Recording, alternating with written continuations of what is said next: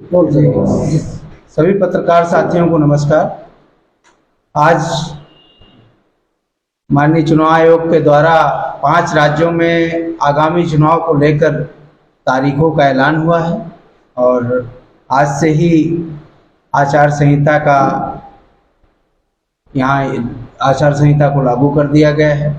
चुनाव आयोग के द्वारा जिस तरीके से इन तारीखों का ऐलान किया गया है, जो सरकारें अपने झूठ के दम पर, अपने चुनाव के समय प्रलोभन के दम पर जो काम कर रही थी, उन पर अब अंकुश लगेगा।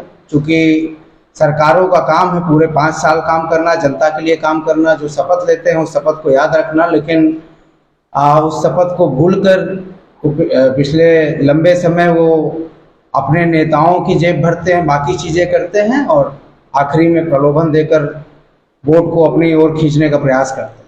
बात अगर मध्य प्रदेश की जाए तो भारतीय जनता पार्टी की 20 वर्षों से सरकार है।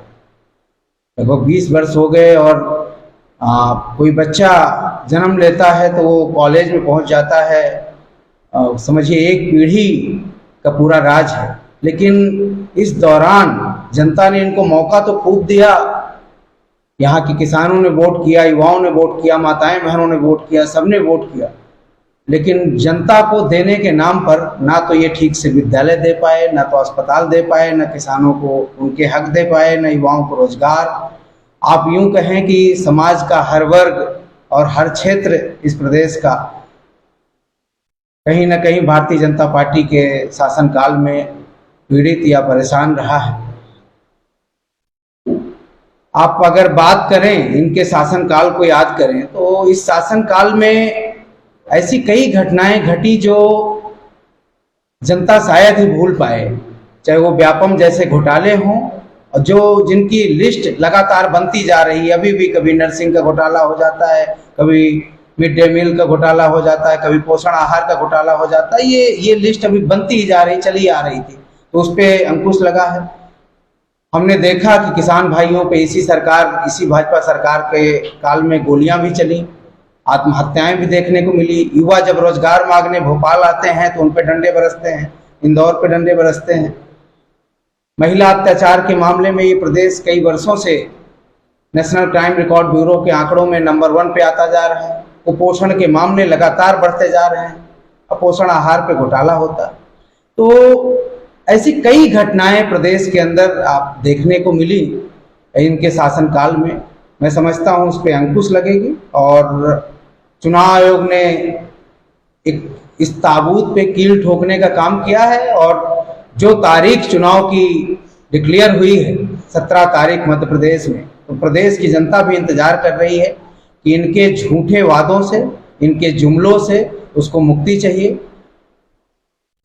जनता ने तो पिछली बार मौका कांग्रेस को भी दिया था, लेकिन जो हैरान करने वाली घटना देखी गई कि विधायक भी बिकते दिखे, बनी बनाई सरकार भी गिरी, तो वो सब जनता को याद है। और जनता इस बार मैं समझता हूं कि ना तो बिकने वालों को, ना खरीदने वालों को, बल्कि टिकने वालों को, काम करने वालों को वोट देगी।